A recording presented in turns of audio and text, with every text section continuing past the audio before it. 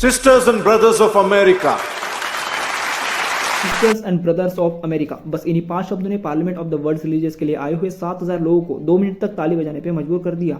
12 जनवरी 1863 में वो जन्मे जिन्होंने हमारी मिट्टी वेद पुराण की खुशबू दुनिया के 7वें आसमान में पहुंचे। ये कोई और नहीं बल्कि स्वामी विवेकानंद जी थे, जिन्होंने कलकत्ता के बंगाली परिवार में जन्म लिया।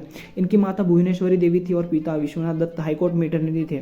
नरेन के दादाजी संस्कृत और पर्शियन के महाज्ञानी थे। कम उम्र में ही उन्होंने अपने परिवार को छोड़ साधु संत की जीवनी अपना चुके थे, यानी आध्यात्मिकता और ज्ञान, इन दोनों का संबंध उनके स्वामी विवेकानंद बनने से पहले ही जुड़ चुका था। नरेन बचपन से ही पढ़ाई और म्यूजिक में स्कॉलर रहे।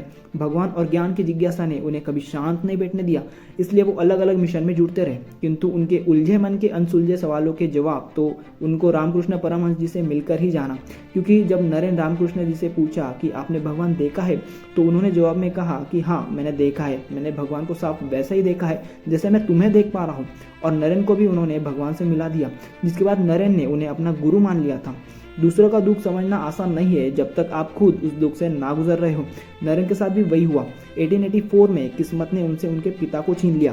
पिता के जाने के बाद उनको पता चला कि गरीबी क्या है, भूखा रहना क्या है, नौकरी की तलाश में दर दर भटकना क्या है, ठोकर खाना क्या है। किंतु रामकृष्ण परमहंस जी ने नरेन का न केवल साथ दिया बल्कि भगवान से उठते हुए भरोसे को और मजबूत कर दिया। जब रामकृष्ण परमहंस जी ने नरेन से काली माँ की पूजा करने कहा, तब नरेन ने उनसे वैराग्य और विवेक मांगकर आध्यात्मिक जागरूकता को पा लिया। फिर उनके जीवन में एक ऐसा मोड़ आया कि उनके गुरु भी 16 अगस्त 1886 में इस दुनिया को छोड़ के चले गए। इसके बाद नरेन बाकी शिष्यों के साथ रहने लगे, जो आगे जाकर रामकृष्ण मठ कहलाने लगा।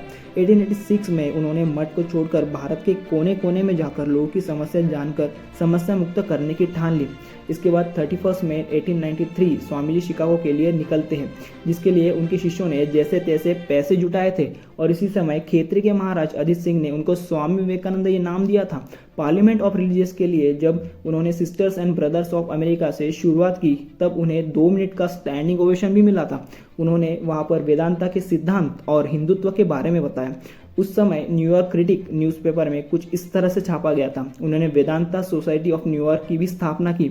इसके बाद 1897 में बेलूर मठ में रामकृष्ण मिशन की भी शुरुआत की। लेकिन इसी बीच एक बुरी खबर आई, जब 39 ईयर्स की उम्र में उन्हें ये पता चला कि उन्हें अस्थमा है। दिन ब दिन उनकी सेहत बहुत खराब होने लगी।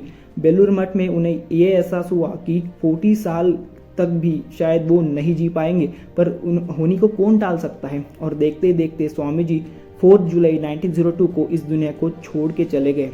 कुछ पीछे छोड़ के गए तो वो है उनके आदर्श, जो आज भी भारत के लोगों में जिंदा है, जो लोगों को एक बेहतर कल, बेहतर जीवन और एक प्रेरणा दे रहा है।